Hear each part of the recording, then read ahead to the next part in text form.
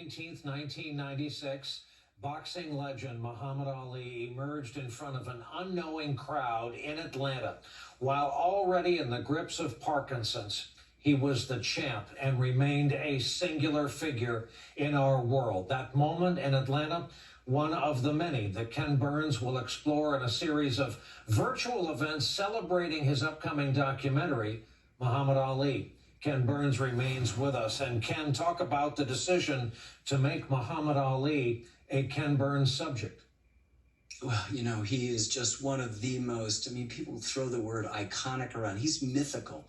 He's larger than life. He is as American as Walt Whitman wanted us to be, filled with contradictions and undertow and all of the things that you look for.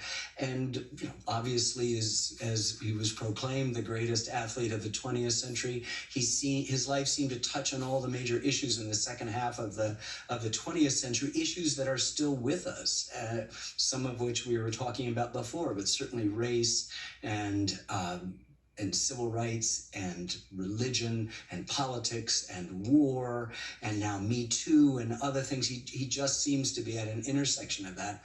It's as interesting a person as I've ever come across. I now want to have that dinner party with Lincoln and Louis Armstrong and Muhammad Ali. And this moment that you're talking about, Brian, is really just so special. Dick Ebersol, kept it a secret from everybody, president of NBC Sports, and pushed it through against some folks that were still a little bit raw about him. And it was all presumed that Janet Emmons, the Olympian, would light the torch, and she takes it up there, and then out emerges this now surprising to us, frail and shaking, beset by Parkinson's, greatest of all, most beautiful of all athletes, and doing it. And something was released there. The writer David Remnick in our film says, that it may be possible that human beings can change and get better.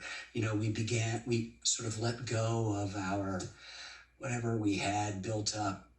And all it was an outpouring of love, which matched the love he had had for us all along. And he had been right about so many of the things all along. It's one of the great moments in all of sports. As difficult as it was to watch, it permitted him to be kind of liberated in the midst of this encasing disease, and it helped us liberate ourselves from the kind of binariness of everything we do, good, bad. Oh, he's against the war, then he's my enemy, or he's for this thing, then I'm against it.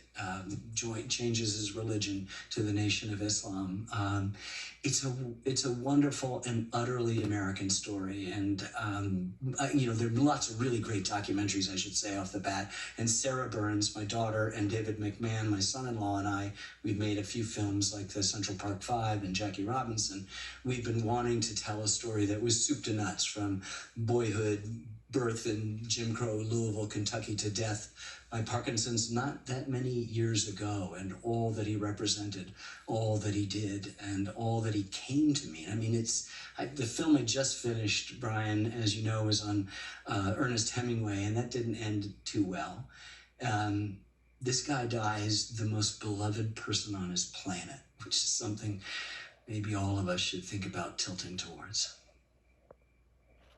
Final question, Ken. We've talked about how troubled you are about our nation and our world right now. We've talked about Mr. Franklin. We've talked about Mr. Ali. Just a quick final question about your process. How many future topics do you